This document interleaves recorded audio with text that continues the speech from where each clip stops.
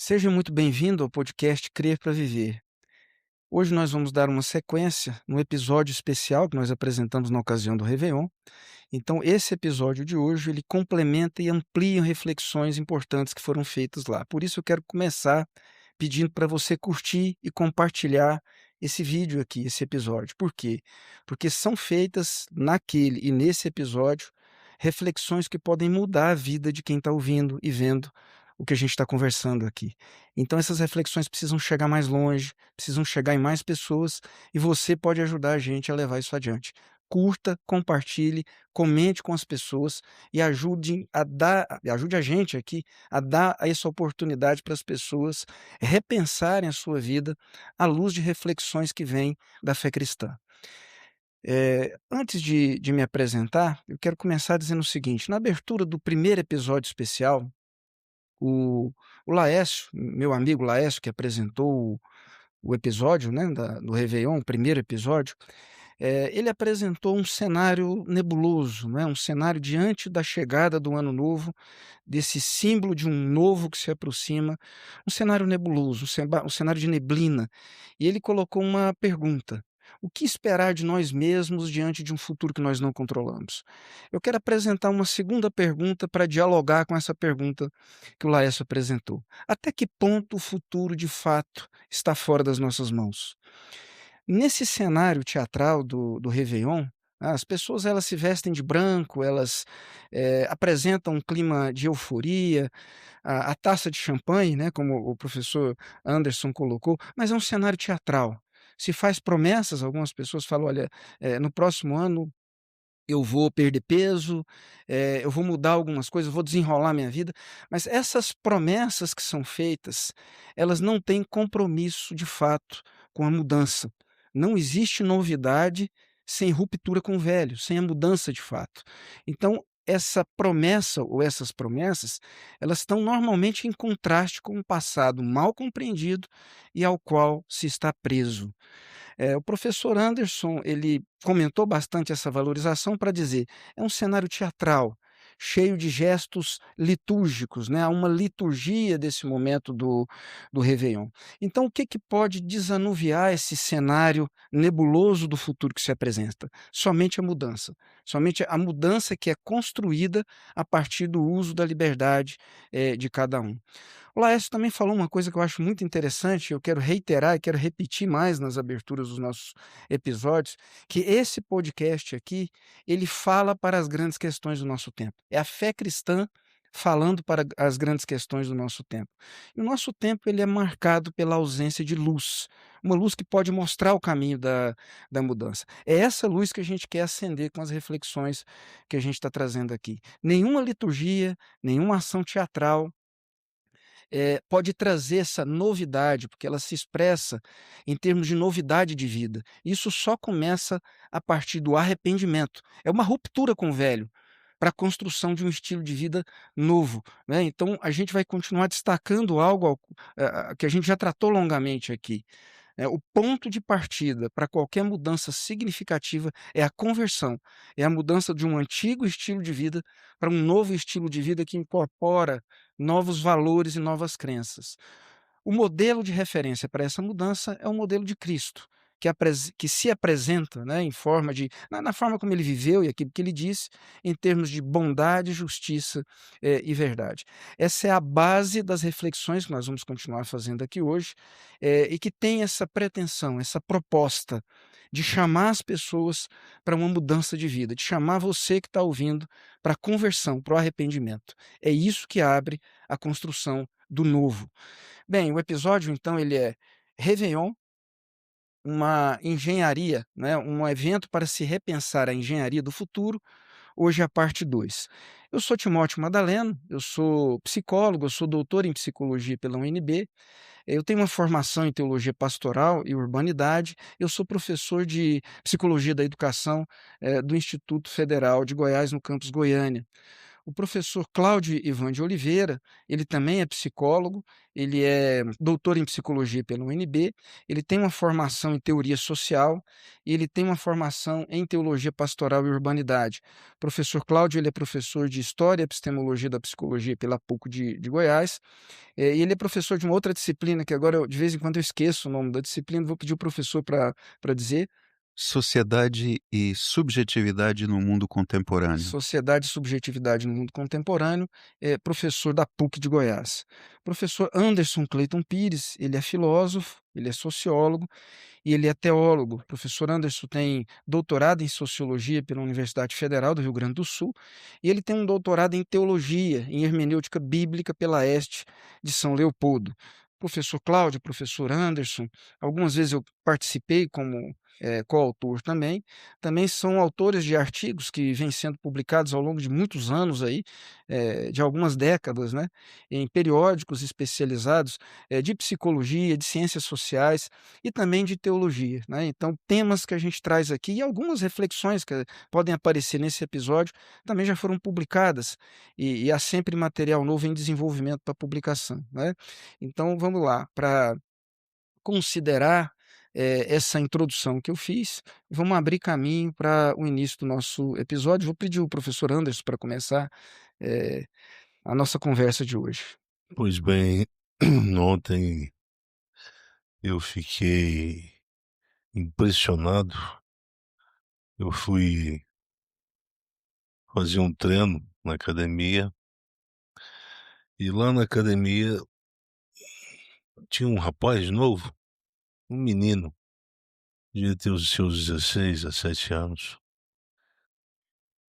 vestindo a camisa preta e nas costas estava escrito a seguinte frase, foi posta a seguinte frase: com ódio tudo fica mais fácil. Eu fiquei impressionado com essa afirmação, com essa crença que está sendo, de forma amorosa, ela está sendo plantada a nível consciente, a nível deliberado, porque ele não estava constrangido, de modo algum, em estar, vestido com essa camisa e expondo para todo mundo ver essa frase. Portanto, essa frase representa uma cultura moral. É a base, é o fundamento, eu diria, subjetivo, mas é um postulado que sustenta um comportamento. Quando o ódio se torna a base de uma ação em relação a qualquer movimento que se faz na vida, na história, na sociedade, então os efeitos colaterais disso passa a ser ou passa a representar uma onda de morte para morte. Pensar que, viver agora significa se instrumentalizar do ódio para operacionalizar certas práticas ou para legitimar certas práticas, acaba criando um dilema, né. O dilema é o que uma cultura moral dessa é capaz de, representar para a formação, ou a criação de uma sociedade que se diz herdeira dos valores judaico-cristã, mas está convivendo, coexistindo exatamente com esse tipo de crença. Eh, com ódio tudo fica mais fácil, então fica mais fácil destruir a família. Com ódio fica mais fácil destruir o casamento, fica mais fácil destruir as amizades, fica mais fácil destruir o senso de responsabilidade, fica mais fácil desenvolver a cultura da rebeldia, fica mais fácil ser anarquista, fica mais fácil ser insurreto, fica mais fácil não aceitar qualquer ingerência de qualquer autoridade. Então, com ódio, tudo fica mais fácil. Por quê? Porque o ódio é um componente que é uma chave, é um tipo de chave que abre todas as portas sem permitir, todas as portas da consciência moral, sem permitir, ou da consciência, humana, sem permitir que essa se culpe por qualquer falha ou por qualquer transgressão que se cometa, que ela, instigue o eu consciente a cometer. Então nós temos aqui uma frase perigosa, no entanto, é uma frase que está, mostrando um cenário que pretende desdramatizar esse governo, esse domínio, esse reinado do mal e da maldade no mundo que a gente vive. Então, as contradições passam a não produzir nenhum tipo de, choque, escândalo. Por exemplo, uma justiça que se alimenta da maldade, ou uma justiça que pratica a verdade, passa a não ser vista mais como algo escandaloso. E, portanto, ficou normal a gente assentir, mesmo que de forma, eh, resi minimamente resistente. Há uma resistência por parte da sociedade, quando ela percebe isso, mas ela não consegue, ao mesmo tempo, reagir com força contra isso, contra essa cultura. É difícil, entender como é que a justiça pode construir, a partir desse, imperioso movimento da maldade, construir algo de benéfico para a sociedade. Isso seria contraditório. Então, quando nós, entendemos, quando nós, lemos lá atrás os teóricos que defendiam a democracia, eles pensavam que a democracia seria uma espécie de sistema político-social que daria muitos benefícios para melhor ordenamento dos poderes que foram instituídos na sociedade democrática. Bem, isso lá atrás foi idealizado, mas a gente está percebendo que agora e aqui nem sempre, essa construção histórica e clássica da filosofia política tem validade para os nossos dias. Por quê? Porque esse elemento novo, a substituição do, do, amor pelo ódio, né, como valor, como lógica de interação, torna todos os movimentos dessa engenharia da interação eu-tu, movimentos que estão diretamente, operando para a mortificação da unidade social, ou de qualquer outro tipo de unidade afetiva, que esteja associada à unidade social. Então nós temos um grande problema, portanto é uma cultura que está vigente, e se eu tivesse que dizer que esse refrão, "com o ódio tudo fica mais fácil", eu diria que ele expressa o espírito do nosso momento. É o espírito, é o Zeitgeist, é o espírito do nosso tempo. É o que expressa, é o que de melhor expressa esse grau de alienação ou alienação interafetiva, que está se tornando cada vez mais expansiva e que está saindo,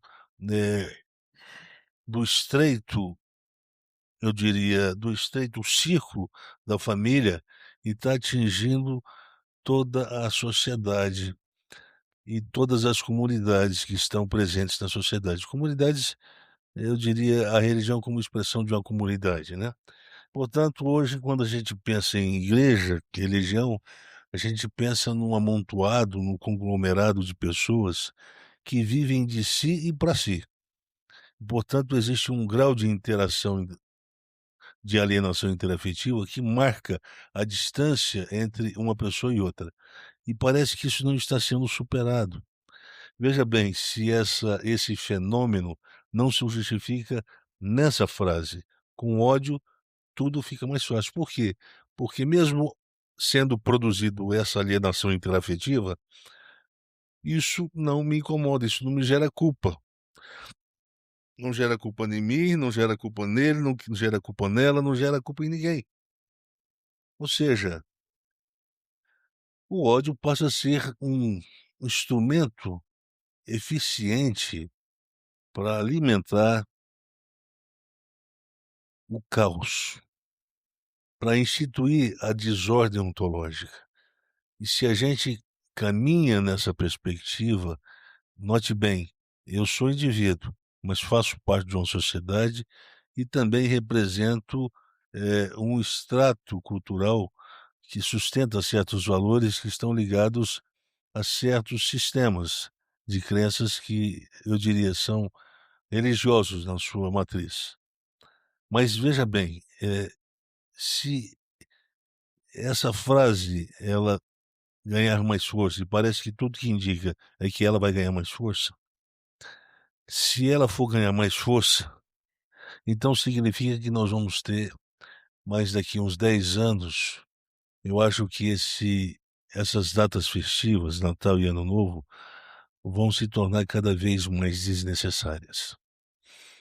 Isso eu estou fazendo uma previsão, que não pode ser que não vingue, pode ser que não aconteça, mas uma previsão baseado naquele movimento que eu estou percebendo agora, naquele movimento cultural que ainda é incipiente, mas que eu estou percebendo que existe um potencial nele para se expandir, para crescer e para criar uma nova ordem moral. Ou uma nova ordem, ou a ordem de uma nova moralidade negativa.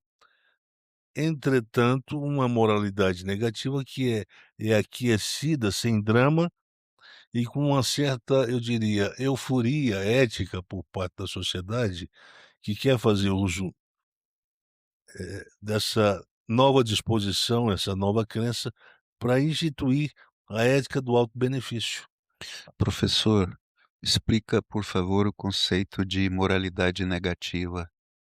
O ódio. O ódio é uma Ódio. moralidade, né, um viés moral, só que é pela via negativa. O amor seria o positivo, né. Eu não peguei exatamente o início da fala, mas talvez o senhor já tenha falado. Que processos no nosso mundo social, cultural, estão produzindo esse ódio generalizado? Pois é, os processos sociais, eu vou entrar neles daqui a Sim, pouco, ok. mas eles têm, uma longa data, eles começam no Ocidente, obviamente, eles se expandem a partir do século XVI. Eu costumo dizer que o mundo, ele entra em colapso escatológico no século XVI. E quem produziu esse colapso escatológico foi uma religião, batizada de protestante, entendida como uma religião boa, uma religião nova, que é o protestantismo. Veja bem, eu sou protestante, eu sou desse viés. Eu, portanto, não estou fazendo uma crítica ao que o outro, a pertença religiosa do outro, mas a minha própria.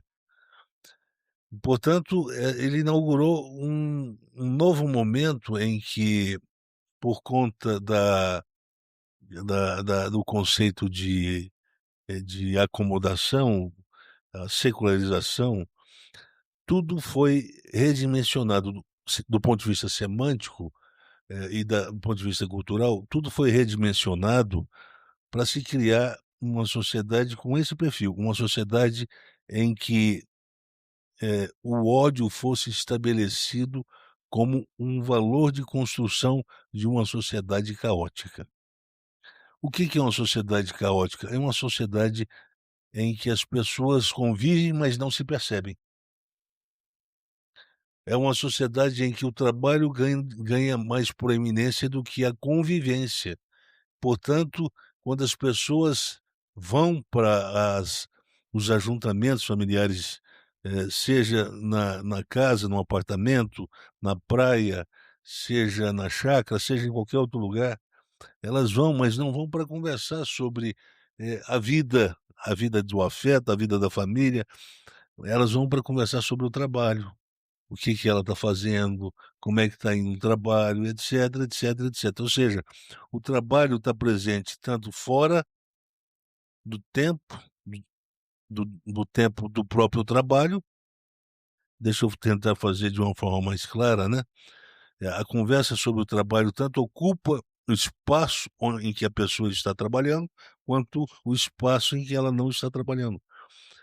Quando ele está trabalhando, ele fala do trabalho, e só do trabalho. E quando ele está de férias, ele volta a falar sobre o trabalho. Portanto, o trabalho se tornou, a grande motivação, o grande valor para esse novo homem que nasce desse movimento cultural que começa a partir do século XVI, XVII.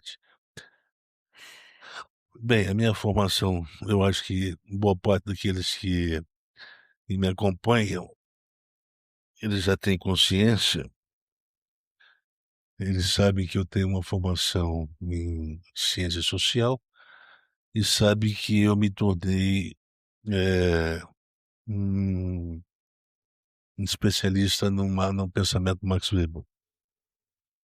Eu acho que esse teórico é um dos teóricos mais extraordinários que o mundo conheceu.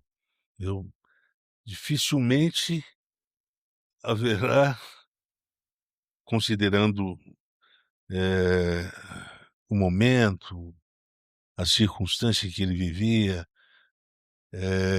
o processo relativamente ainda precoce, como os efeitos colaterais da reforma ainda estava produzindo na sociedade, mas ele percebeu o espírito da letra.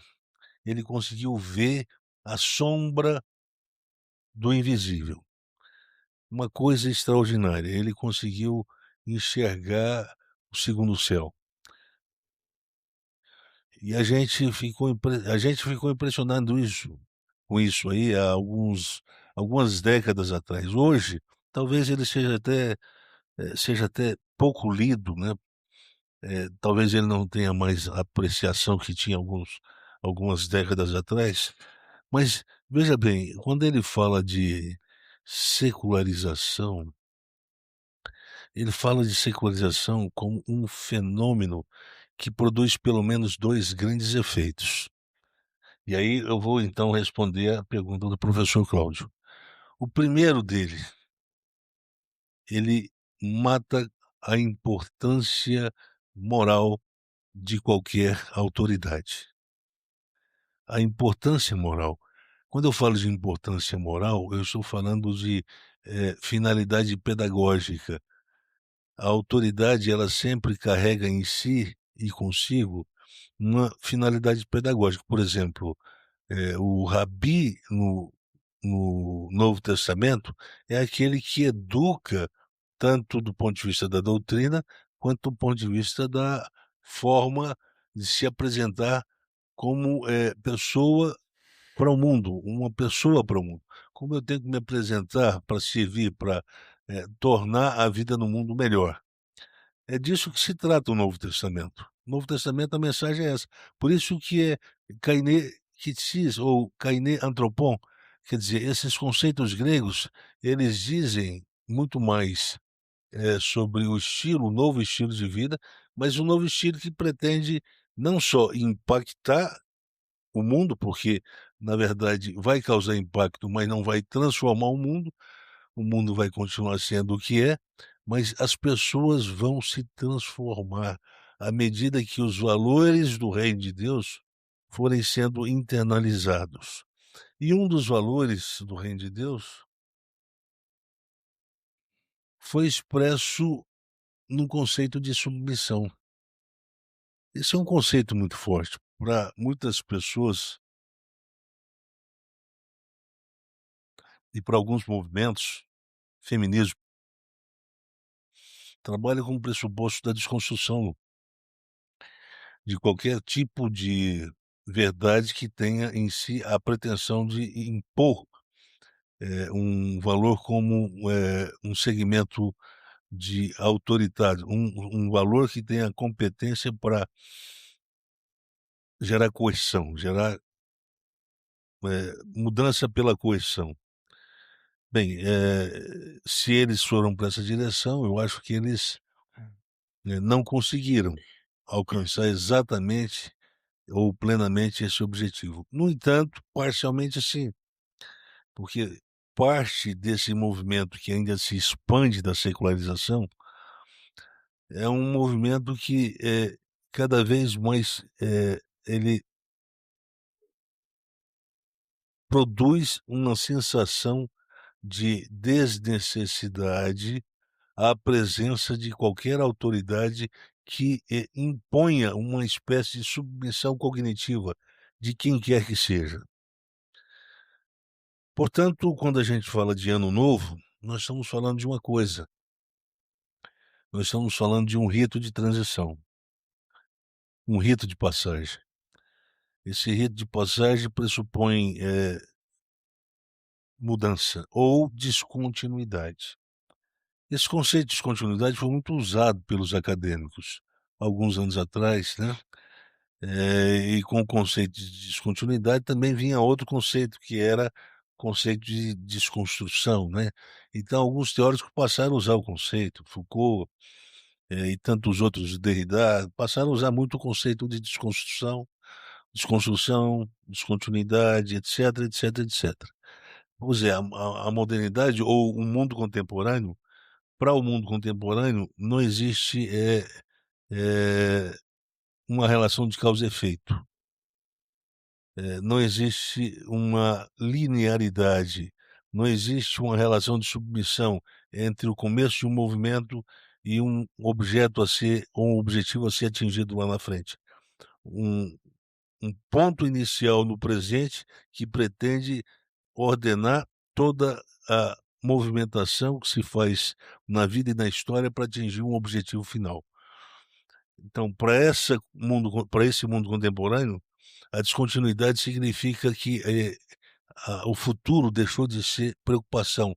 E não só deixou de ser preocupação, como deixou de impor a necessidade de estabelecer uma finalidade de vida para o presente.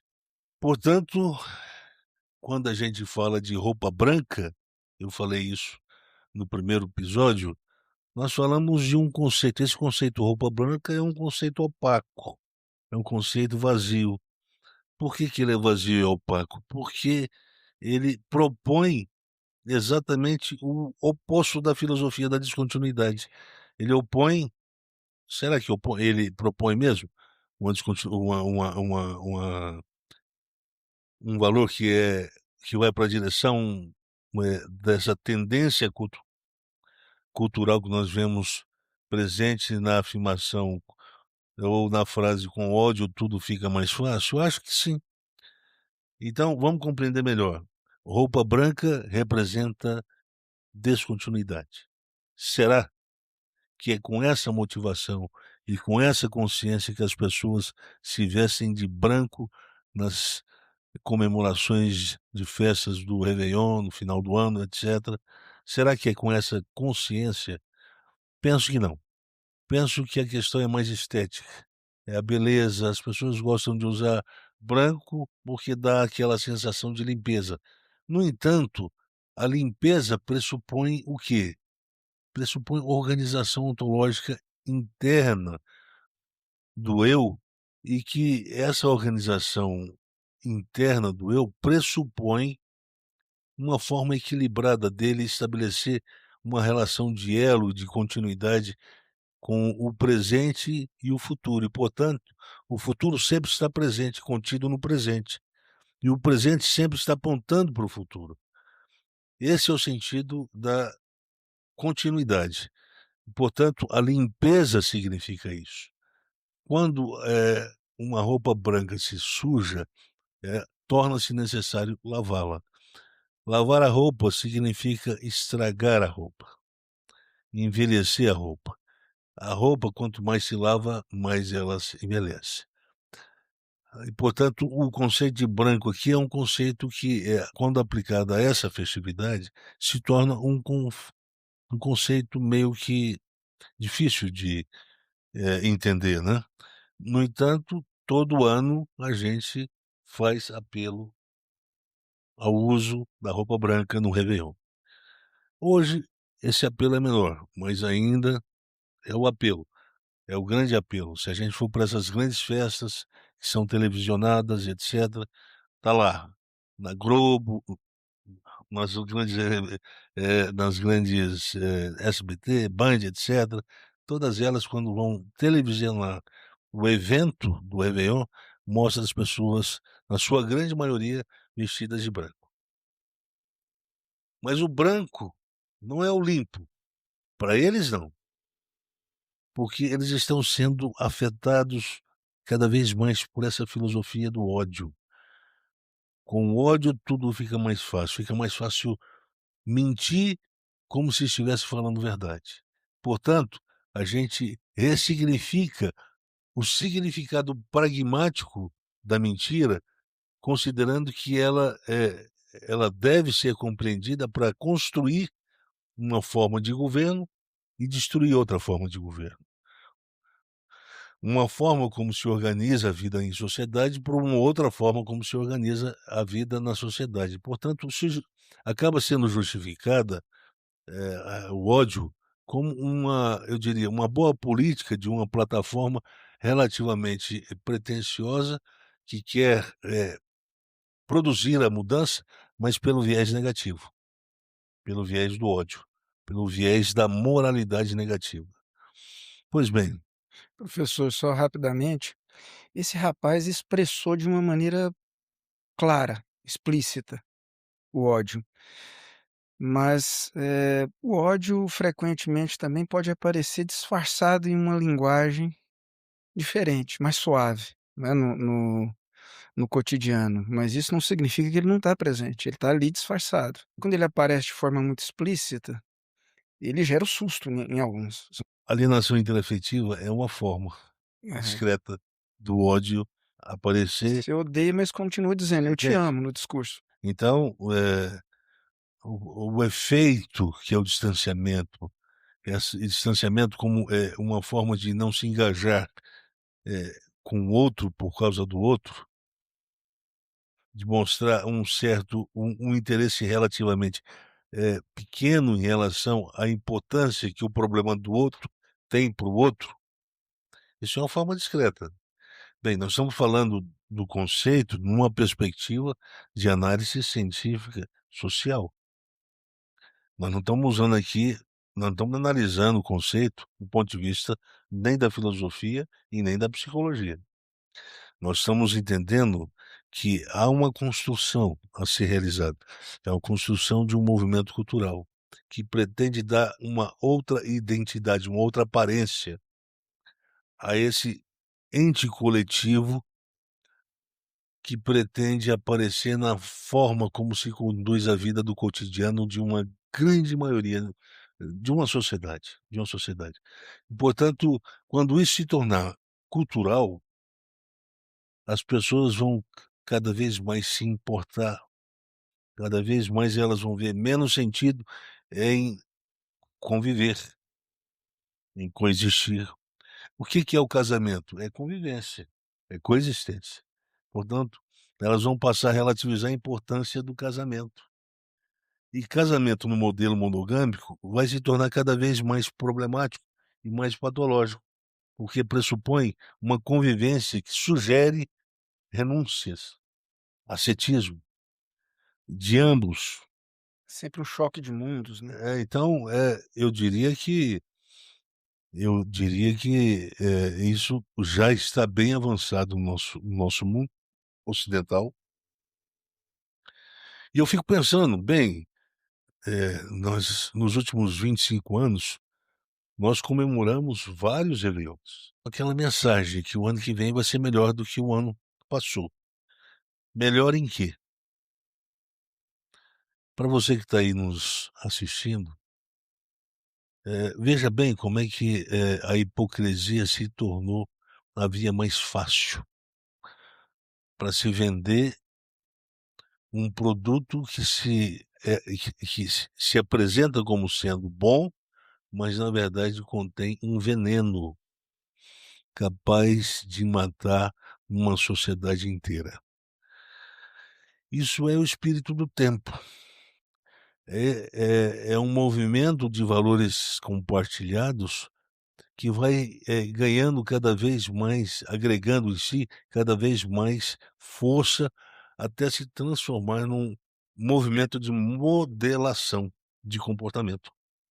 Aí vira cultura.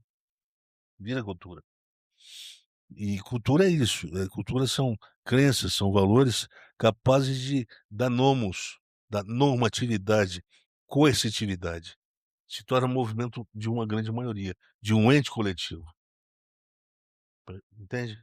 Portanto, você vê presente na igreja, você vê presente na empresa, você vê presente no shopping, você vê presente no estádio de futebol, você vê presente no trânsito, na família Na e etc. academia. Na academia, etc.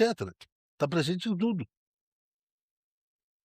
O problema é que o grande elemento que a reforma protestante produziu com a secularização foi a desculpabilização da consciência humana no distanciamento, esse distanciamento psicológico da culpa. A culpa sempre foi isso, foi o efeito colateral de uma autoconsciência punitiva, que entende: "Olha, eu fiz algo errado e agora eu vou ter que pagar por isso". A secularização, ela produziu um movimento contrário. Não, você não errou. Por quê? Porque ela está na mão de via na na mão inversa. Nós não estamos falando mais do amor como construção. A reforma protestante, ela não se impõe ao mundo como filosofia do amor, mas como filosofia do ódio. Ódio não é sentimento, é lógica de interação.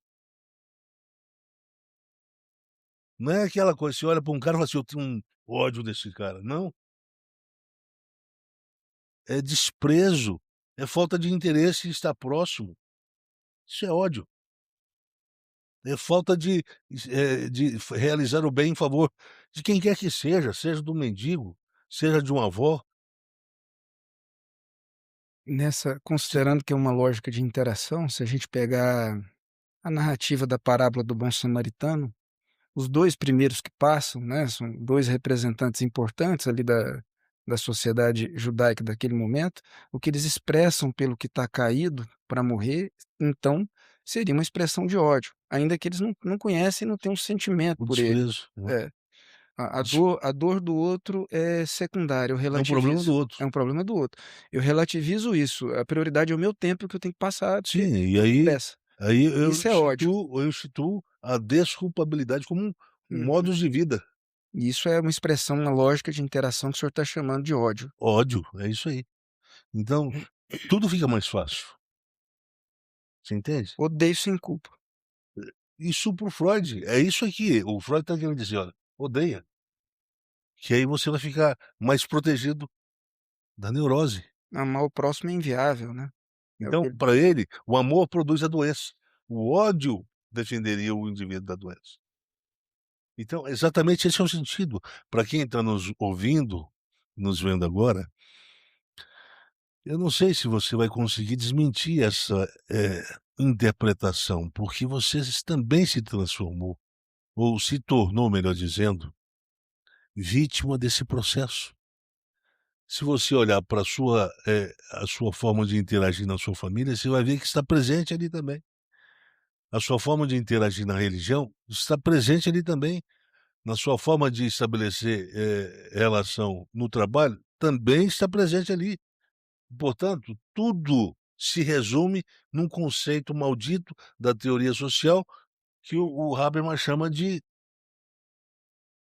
Racionalidade instrumental. racionalidade instrumental.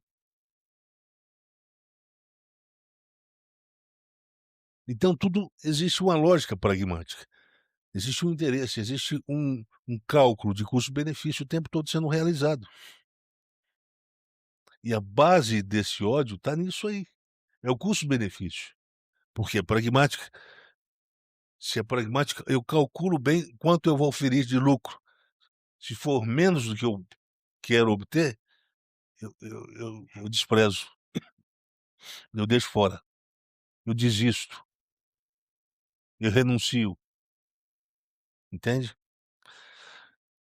Quer falar alguma coisa, professor? Eu acho que está acontecendo aqui, quando o senhor faz essas análises, é uma forma nova de apresentar a fé cristã. São análises que estão descortinando a fé cristã, mas eu acho que num primeiro momento as pessoas podem entender que nós estamos falando de outra coisa. O senhor está falando de fé cristã. Fé cristã. Nós estamos interpretando o mundo no qual a gente vive à luz da fé cristã. Isso, A fé cristã é uma condição de vida e, ao mesmo tempo, é um modo de interpretar os processos culturais, sociais e psíquicos que estão se desenrolando dentro do cotidiano, dentro da vida. de um cotidiano que nos seus processos,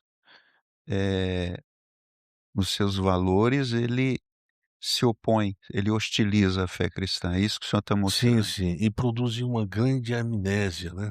Sim, Veja bem que o cristão ele está ficando cada vez mais, amnético, ele está perdendo a memória dos seus valores quando é confrontado por algum tipo de adversidade no cotidiano. Estou correto ou não? sim, um pouco o conceito que Você o lembra senhor do dia está da batida? sim, Eu quieto lá, sim, e os caras analisando a questão custo-benefício, qual vai ser o nosso prejuízo com isso? sim, E eu quieto lá, o que que eu falei? Vocês não vão levar prejuízo. uhum, E o carro? Perdeu? Perdeu, mas isso não faz diferença. Mas você não tem seguro? Não. Mas a vida não faz diferença com ou sem seguro. Se eu estou comprometido com a fé, meu compromisso tem que ser com a relativização do conceito de prejuízo. sim, Eu não posso ter compromisso ético e psicológico com esse conceito, porque a maior parte das pessoas tem, por isso eles fazem seguro. Fazem seguro para não ter prejuízo. Mas você é cristão, você vai na igreja, sim. Mas qual é o seu Deus? É o Deus que te protege do prejuízo sempre? Não estou falando que quem não eu não estou falando para não fazer a seguro, o seguro. Não precisa Faça achar que está em pecado. faça o seguro, mas não faça com essas crenças. Essa crença de que você não pode levar prejuízo na vida. Aí você tem seguro do corpo, da alma, do espírito, do bolso, de tudo. Da vida, quer dizer, uma vez uma senhora ligou para mim e falou assim: "O senhor não quer fazer um seguro de vida, mas o senhor tem certeza que vai viver muito tempo?" Eu falei assim: "Não sei, você está me ameaçando?" Porque ela estava impondo, eu tinha que comprar o seguro de vida. Não, a novela Terra Prometida, que foi ao ar pela Record, eu lembro de uma frase que eu ouvi semana passada, eu acho, essa semana, que é: "O nosso Deus nos protege do sofrimento e da dor". pois é, essa é uma é uma interpretação que a Igreja Universal está tentando dar para Sim, os rudimentos da fé hebraica. Eles estão iurgiando o sistema de crença hebraico. sim, Isso é perigoso. Eu tô assistindo aquele 10 mandamentos, eu nem sei, já tem, deve ser mais de 10 vezes, certamente já tem mais do que eu tô assistindo.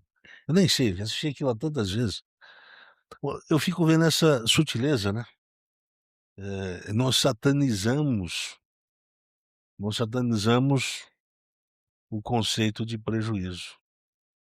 O prejuízo é um conceito que está associado ao demônio.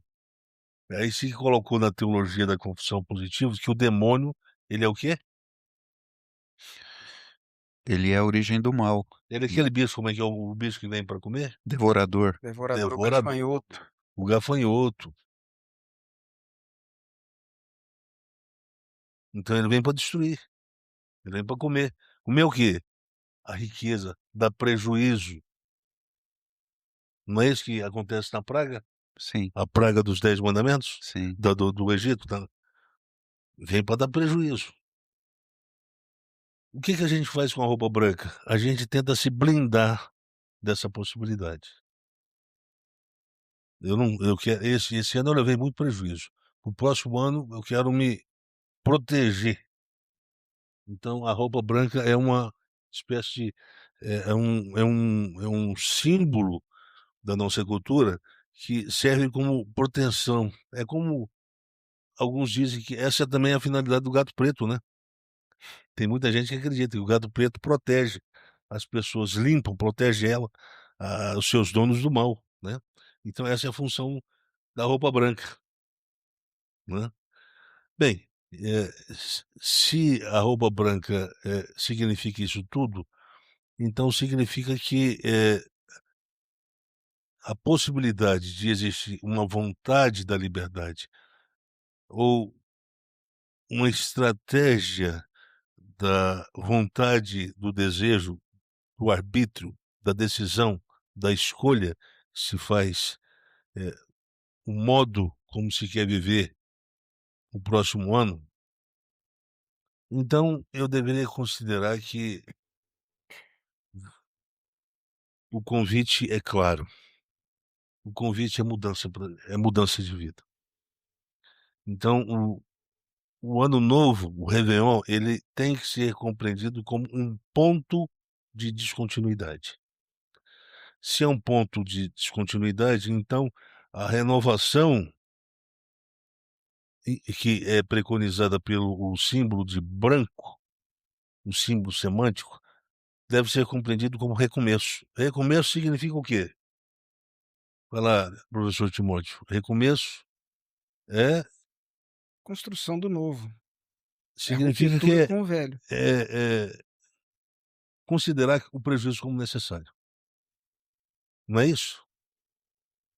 Tudo que aconteceu, tudo que eu construí, tudo que eu construí até agora, eu devo abdicar para começar de novo. A fobia ao prejuízo, então, ela acaba se tornando um obstáculo para o recomeço. Exatamente, exatamente. Veja bem como é que nós estamos construindo essa reflexão. Para quem está nos ouvindo e está querendo pensar o que vai ser esse ano, o que que a sua vida, como é que ela tem que seguir esse ano, o que que ela pode, o que que ele pode esperar desse ano. Do ano nada, do ano ele não vai esperar nada, mas de possibilidades que nascem de uma reflexão, ele pode esperar mudanças, ele pode esperar descontinuidades, né. E se essa é a promessa que se preconiza, então tem que haver o rompimento, a abolição da antiga moralidade com a nova moralidade. Então, veja bem, o que que caracteriza a nossa vida no mundo, hoje, no mundo, eh, contemporâneo?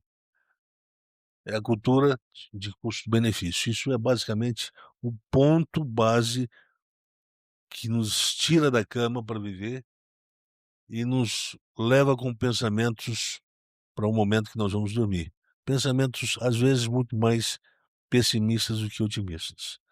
Muita gente vai dormir pensando em muitas coisas e cultivando, portanto, uma filosofia do medo. O apóstolo Paulo, ele eu vou eu vou fazer uma reflexão mais rápida. Ele usou uma expressão muito importante, ele usou o conceito de culto racional, vosso culto racional, para expressar um estilo de vida marcada pelo pela ausência do medo do prejuízo.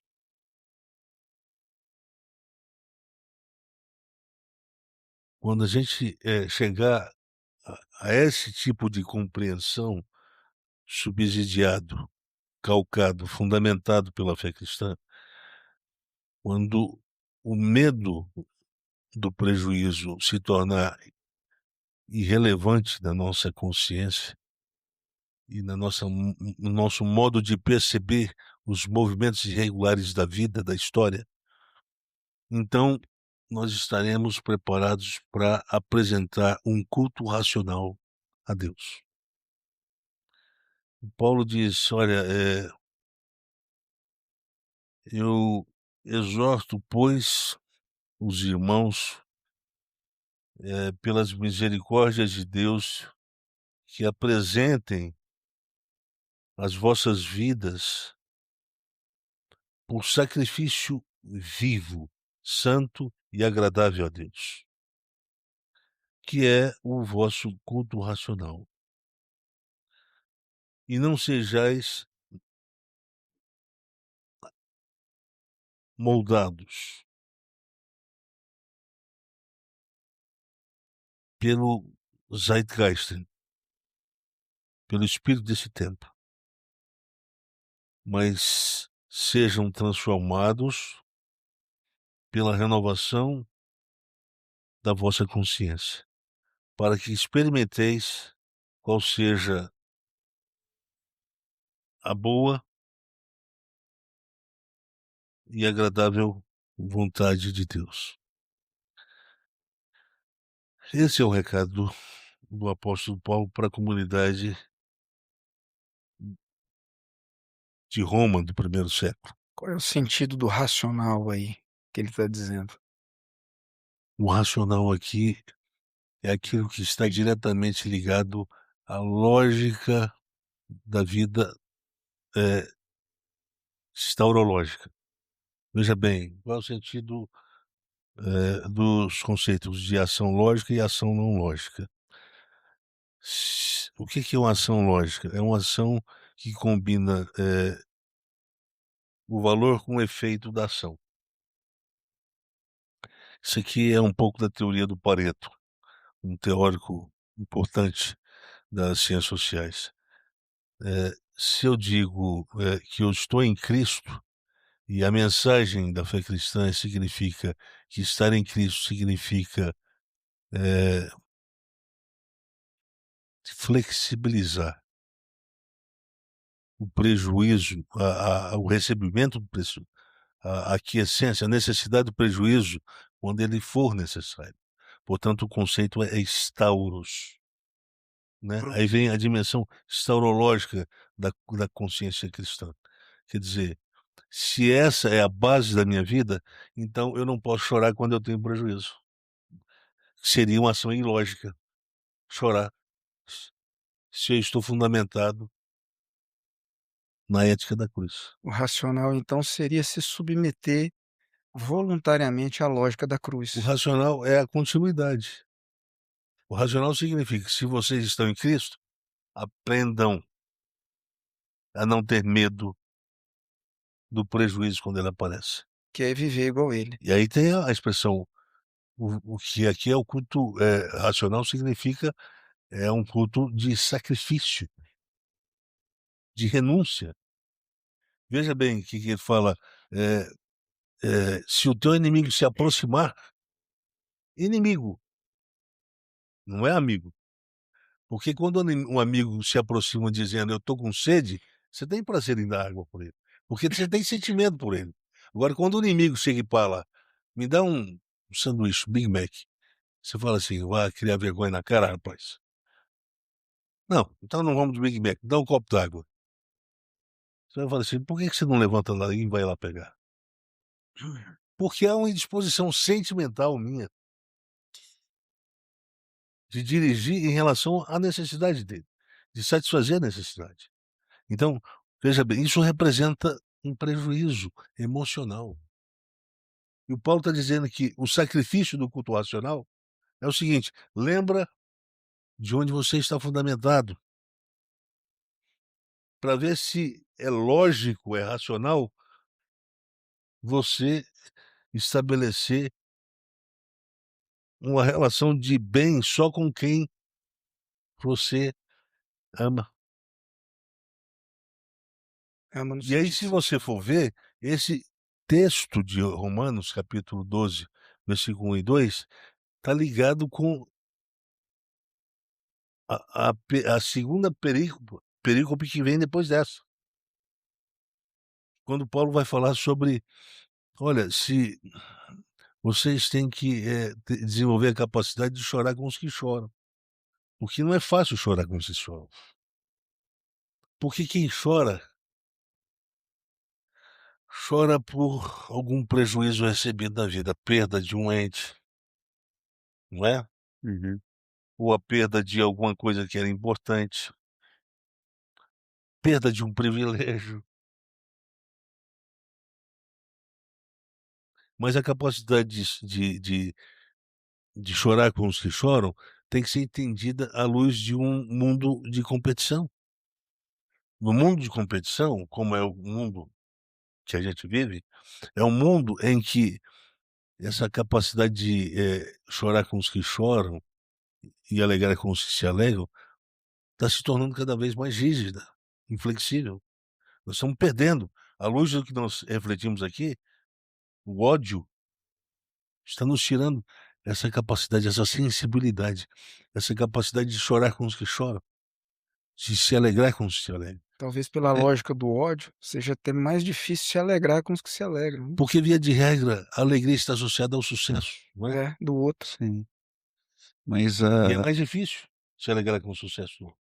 é, chorar com os que choram também é difícil à medida em que, eh, entre aspas, o fracasso dele significa o meu sucesso, comparativamente ao dele. Ascensão, né? Sim. Então, veja bem, quando a gente fala de réveillon, vamos pensar ele nessa perspectiva, na perspectiva de uma ética do novo. O tripé dessa ética do novo é ruptura, renovação e abolição. Ruptura compreendida como descontinuidade, portanto, tem que se pôr um ponto final a um modelo de vida que precisa ser cessado. Se a gente quer realmente mudar alguma coisa na nossa linha do tempo, nós temos que ter essa disposição de botar ponto final quando é necessário. Em certos processos de vida, em certos estilos de vida. Mas também a renovação, compreendida como recomeço. E recomeço significa considerar lucro a todo prejuízo que se teve, ou melhor, ao prejuízo que se teve até agora, ao prejuízo que se deve assumir com tudo que se ganhou até agora, É o que o Paulo fala: "Eu considerei tudo isso que ficou para trás como". como lucro, O que ficou para trás ele como lucro, é, como lucro, ou seja, toda perda ele assim, considerou lucro. Ele não deu importância, ele falou assim: "Uau", ele não dramatizou a perda. Portanto, o recomeço pressupõe exatamente isso, a desdramatização de toda a perda, que foi considerada uma construção. Até agora eu construí, agora você está me dizendo para jogar tudo fora e encarar de forma desdramática? É, isso é recomeço.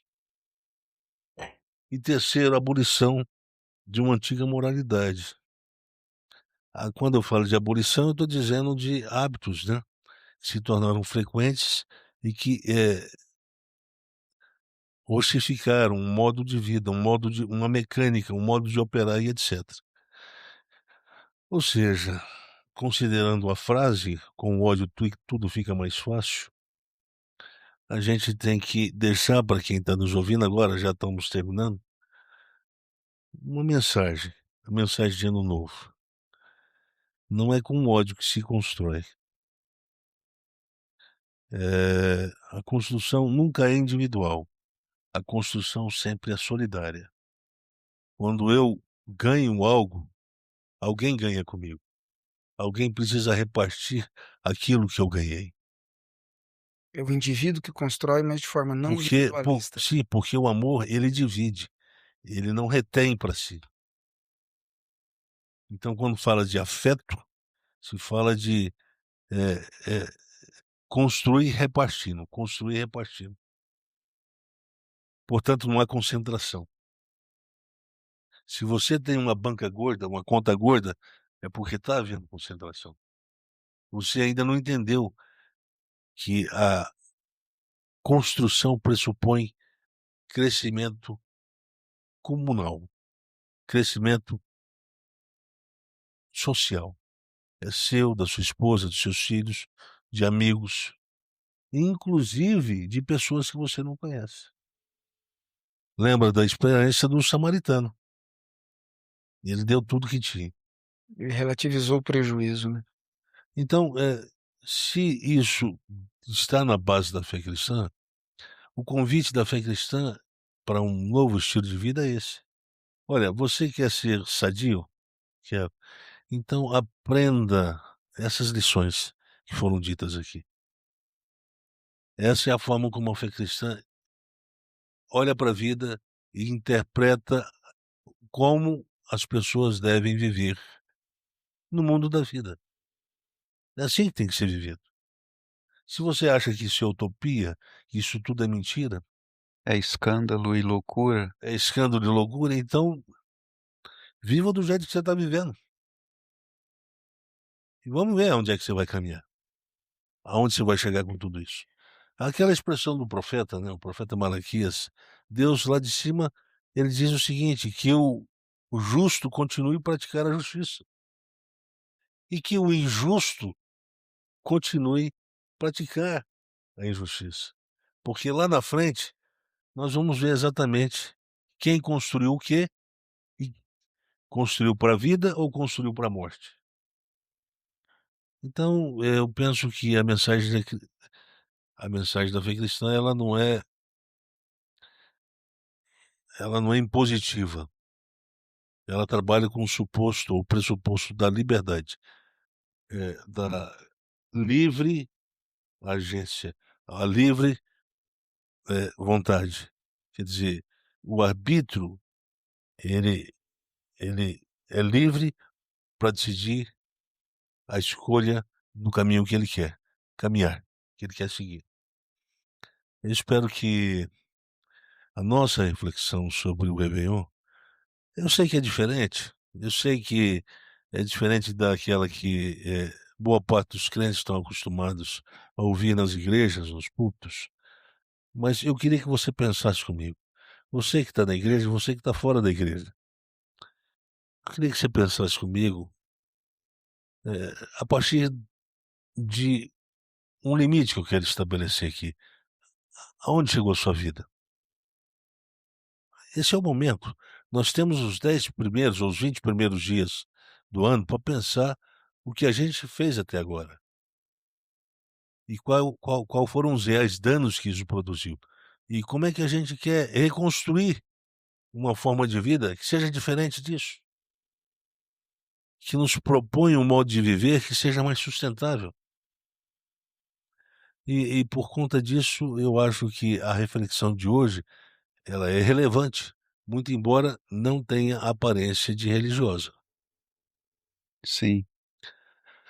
Eu queria saber, para desfecho, né, o que o professor Cláudio teria a considerar, o professor Timóteo, e aí a gente conclui, né? Vocês têm a palavra agora. Professor Cláudio. Eu no último podcast, eu tive uma impressão de que era estranho apresentar a fé cristã naquela linguagem que eu estava apresentando, não é? Com aquelas análises que foram feitas. Estou me referindo ao primeiro momento que eu falei no podcast sobre primeiro podcast sobre o réveillon, não é? Mas eu acho que é isso. Eu acho que nós estamos, procurando desvendar, dirimir, esclarecer uma mensagem que ficou ocultada, não é, em uma linguagem religiosa e um mundo religioso que estava olhando para outras direções. Então eu convido o nosso a pessoa que nos acompanha a ter paciência e procurar, nos conhecer paulatinamente, não é? Eu acho que as coisas vão se esclarecer melhor sobre como é que nós estamos apresentando a fé cristã, o que é a fé cristã. Se você quiser nos acompanhar nisso, quem sabe uma nova perspectiva de compreensão da fé vai se afirmar para vocês. Acho de impacto mais interessante é porque a mensagem da fé, se a gente é honesto, ela é sempre confrontadora, porque a gente não é chamado para olhar para o outro que não está vivendo, mas para olhar para a gente mesmo, né. Então eu levo algumas inquietações e algumas preocupações a partir dessa mensagem que me confrontam diretamente, e eu tenho a expectativa de que quem nos ouve faça o mesmo, né, olhe para si, cada um. Eu queria que o professor Cláudio, que também é pastor luterano, fizesse uma oração, uma segunda oração. Ele já fez no primeiro podcast, quando tratamos desse tema, e agora eu queria que ele fizesse uma segunda oração, baseada na reflexão de hoje, que são só essas 2 partes, sobre o tema, do final de ano, do ano novo, né. Não terá outra reflexão sobre isso. Professor Cláudio. Pai nosso, nós pensamos que se existe uma função que nós cumprimos aqui quanto ao teu evangelho, nós pedimos que o teu Espírito Santo nos dê essa graça de que as nossas palavras sejam palavras de uma verdade que para alguns pode ser ofensiva, mas para outros pode ser um renovo para a vida. Então, pedimos ao teu Espírito, nós queremos ver pessoas que se levantam para a vida, que a partir da pregação do Evangelho nasça a fé no coração delas, mas sobretudo, Senhor, nós queremos ver a cura, a esperança nascer no coração dessas pessoas, nós queremos ver isso, nós estamos aqui para isso. Mas se o Senhor não fizer isso, nada vai acontecer. Então esse é o nosso pedido para o Senhor, pela vida, pela cura, pela renovação de vida, pela coragem de mudar por parte daqueles que nos ouvem, Senhor. Amém. Amém. É isso. Eu quero agradecer quem ficou com a gente até agora. Se você prestou atenção, isso aqui é a apresentação da fé. E a apresentação da fé cristã, ela é sempre um convite. A gente está considerando e valorizando, como a fé valoriza, a fé cristã valoriza a sua liberdade. E a gente está fazendo um convite, a fé cristã está fazendo um convite para você usar essa liberdade para se autoconfrontar à luz do que está sendo apresentado aqui. Como eu falei no início, essa luz, ela chega para desanuviar o futuro. A partir dela, de escolhas que são feitas nesse processo de autoconfrontação, à luz de uma verdade que é apresentada, a gente abre o futuro e torna ele menos incerto, porque as escolhas que a gente faz agora, que produzem mudança, produzem novidade de vida, elas têm esse poder de tirar o medo do futuro e de desprender a pessoa do passado, e, portanto, produz uma vida que se movimenta para frente, que é o que a gente está propondo aqui. E também por causa disso, se isso é relevante, e a gente acredita que o evangelho ele tem poder de curar, de fazer aquele que ouve uma pessoa diferente, eu te peço não só para curtir, mas para compartilhar. Compartilhar no sentido literal, né, de mandar o link desse episódio para outras pessoas, do podcast, mas também comentar, recomendar as pessoas para ouvirem o que a gente está apresentando aqui. É isso, muito obrigado e até o próximo episódio.